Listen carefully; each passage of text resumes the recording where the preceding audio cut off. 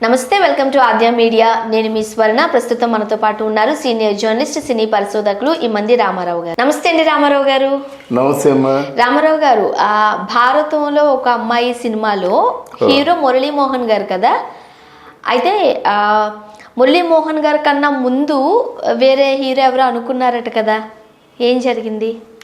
చాలా ఇంట్రెస్టింగ్ విషయం ఇది. అంటే ఒక్కొక్కరి తాలూకు జీవితంలో అదృష్టం అలా తలుపు తట్టి వెళ్ళిపోతుందట. అదృష్టం తలుపు తట్టి వెళ్ళిపోతుందట. దురదృష్టం తలుపు తీసేంత వరకు ఉంటుందట. అలాంటి సంఘటనే రంగనాథ్ జీవితంలో జరిగింది. యాక్చువల్గా దాసరి నారాయణరావు గారు పెద్ద యూనివర్సిటీ కదా ఆ రోజుల్లో. తమిళ్లో బాలచంద్ర గారు ఎలాగో తెలుగులో మన గురువు గారు దాసరి నారాయణరావు గారు అలాగమాట. ఎందుకంటే ఒక సినిమాకి కానీ వాళ్ళ తాలూకు యూనివర్సిటీలోకి ఎంటర్ అయితే ఇంకా వాళ్ళకి సంవత్సరానికి ఒక 4 సినిమాలు 5 సినిమాలు వస్తూనే ఉంటాయి. వాళ్ళు వెనక్కి తిరిగి చూసుకోవాల్సిన అవసరం లేదు. ఇప్పుడు ఆల్మోస్ట్ దాసరి నారాయణరావు గారి సినిమాలు ఎవరు చేస్తారా? మురళీమోహన్, మోహన్ బాబు వీళ్ళే కదా. ఆల్మోస్ట్ మన కృష్ణరాజు గారు, శ్యామ్ బాబు గారు ఎవరు దాసరి నారాయణరావు గారికి అనుకూలంగా ఉంటే వాళ్ళే. నాగేశ్వరరావు గారు, ఎన్టీ రామారావు వీళ్ళే. అంటే ఎవరైనా దాసరి నారాయణరావు గారి దగ్గరికి వచ్చారు కానీ ఆయన బయటికి వెళ్ళలేదు. అట్లాంటి పరిస్థితుల్లో దాసరి నారాయణరావు గారు కబురు చేసి, రంగనాథ్ మంచి కథ ఉంది, మరి ఇది సరే నువ్వు కూడా మా కాంపౌండ్లో వస్తే బాగుంటుంది, ఏమంటావు? నాకు ఒక 60 days కాల్ షీట్లు, అప్పుడు ఒక 60 days కాల్ షీట్లు తీసుకునేవారు అన్నమాట. అంటే 2 నెలలు మాట, 2 నెలల్లో సినిమా అయిపోతుందని.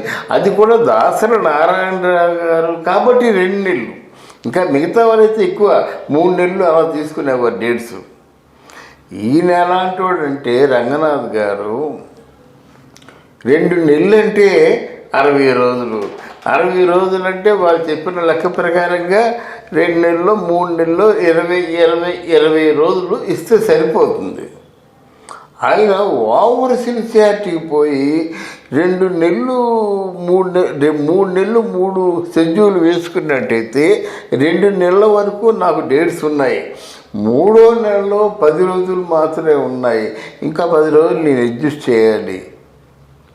చేయలేకపోతున్నాను అన్నమాట. ఆయనకు నువ్వు ఎన్ని రోజులు ఉంటే ఆయనకి ఎందుకు, ఎన్ని రోజులు అడ్జస్ట్ చేస్తే ఆయనకి ఎందుకు? నువ్వు సినిమాలో యాక్ట్ చేస్తున్నావయ్యా అంటే ఎగిరి చెక్కలు గుద్దుకొని డేట్స్ ఇచ్చేటువంటి వాళ్ళందరూ ఉంటుండగా ఈ రంగనాథ్ గారిని అడిగినట్టయితే లేదంటే నేను 2 షెడ్యూల్ అడ్జస్ట్ చేస్తాను, 3వ షెడ్యూల్లో నాకు ప్రాబ్లం అన్నారన్నమాట.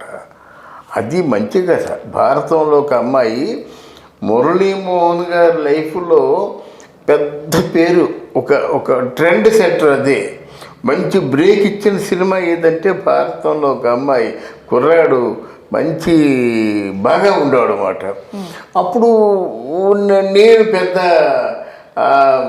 పిచ్చ అంటే మాకిద్దరికి బాగా పరిచయం. కాకినాడ ఆయన నేను లెటర్ రాసినట్టయితే మరి అంటే నా లెటర్ చేరిన తర్వాత 4వ రోజుకి ఇంకో లెటర్ వచ్చేది. మీకు అప్పటి నుంచే మురళీమోహన్ గారు మంచి క్లోజా, అంతకు ముందు నుంచేనా? అదే మురళీమోహన్ సినిమాల్లోకి వచ్చినప్పుడు కాంచి మురళీమోహన్ గారు ఆయన బ్రతికే ఉన్నారు కదా, బహుశా మన వీడియో చూస్తే హ్యాపీగా ఫోన్ చేస్తారు. ఆయన ఏంటంటే ఆయన ఎందుకో మురళీమోహన్ గారికి లెటర్ రాస్తే నా లెటర్కి చాలా బాగా స్పందించి లెటర్ రాశారు. దాంతో ఆయన గెటప్ ఎలాగుంది, మేకప్ ఎలాగుంది, హెయిర్ స్టైల్ ఎలాగుంది, డ్రెస్ ఎలాగుంది, డైలాగ్స్ ఎలాగున్నాయి, ఇవన్నీ వివరంగా రాసేవాడిని. దాంతో ఆయన దానికి తగ్గట్టుగా ఆయన ఉత్తరాలు రాసేవారు. అలాగే మా మిస్సెస్ కూడా మురళీమోహన్ గారు భార్య విజయలక్ష్మి గారికి వదిన గారు అంటూ లెటర్ రాసేవారు. అక్కడి నుంచి విజయలక్ష్మి గారి దగ్గర నుంచి కూడా అప్పుడు రాంప్రసాద్ అంటే మురళీమోహన్ కొడుకు చిన్నోడు. అంటే రాంప్రసాద్ కంటే చిన్న ఆ పాప ఎవరు మధుప్రియ. ఇవన్నీ వివరాలు రాస్తుండేవి అనమాట. ఇలా ఉండేది. కానీ ట్రెండ్ సెట్టరు బ్రేక్ ఇచ్చిన సినిమా ఏదైనా ఉందంటే భారతంలో ఒక అమ్మాయి. ఆ భారతంలో ఒక అమ్మాయి యాక్ట్ చేసిన తర్వాత స్వర్గం నరకం ఫంక్షన్కి కాకినాడ వచ్చారు. ఆ ఫంక్షను సూర్యకళ మందిర్లో జరిగింది. సినిమా రేట్లో విజయ్ టాకీస్ ముందే మా ఇల్లు మేడ మీద. మురళీమోహన్ మామూలుగా ఊరేగింపుగా వెళ్తూ మా మిస్సెస్ని చూశాడు. మిస్సెస్ని చూసేసి అక్కడ దిగిపోయి వెళ్ళాడు, మా ఇంటికి వెళ్ళాడు. మా ఆవిడ కంగారు పడిపోయి అంటే సినిమా యాక్టర్ వస్తున్నాడంటే కంగారు కదా. అప్పుడు నాకు కబురు చేసింది. కబురు చేస్తే నేను వెళ్ళి మురళీమోహన్ గారిని కలుసుకొని మాట్లాడి ఆ ఫంక్షన్కి వెళ్ళడం జరిగిందన్నమాట. ఇది రామాయణంలో పిడకల వేటలాగా జరిగిన. మీరు అంత ముందే తెలుసా తర్వాత తెలుసు అంటే దానికి సమాధానం చెప్పవలసి ఉందమ్మా. ఎందుకంటే ఈ నెటిజన్లు ఏమో ఆ విషయం ఇప్పుడు ఎందుకు చెప్పాలంటారు. అలాగే మరి మనం చెప్తున్నావు కాబట్టి ఇంట్రెస్ట్ కొద్దీ ఆ వీక్షకులు కూడా మరి చూస్తున్నారు. చెప్పకపోతే డ్రైగా ఉంటుంది కదా. కానీ ఒక స్వరూప స్వభావాలన్నీ మనం చెప్పాలి. రంగనాథ్కి వచ్చిన అవకాశం కేవలం 5 రోజులు అడ్జస్ట్ చేయలేకపోయినందువలన మురళీమోహన్ గారికి అవకాశం వచ్చింది.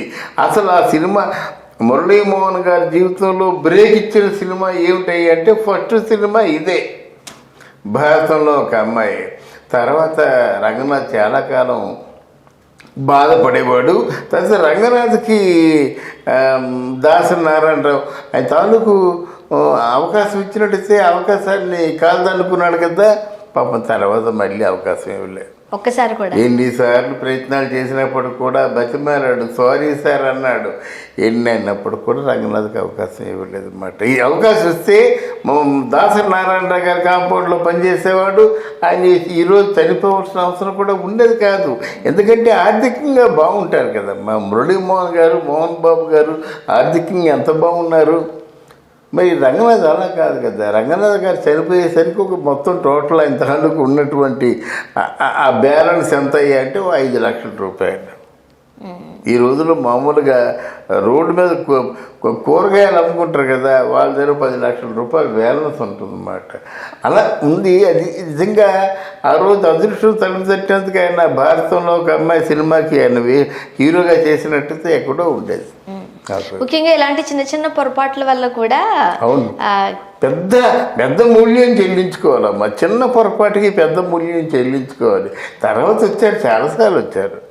వచ్చిన ఇంతకు ముందు విశ్వనాథ్ గారి విషయంలో కూడా అదే చెప్పారు కదా మీరు. అవునవును. సో అప్పుడు కూడా అట్లా అంటే వాళ్ళకి కొంచెం ఆ కోపం ఉంటదేమో మనసులో.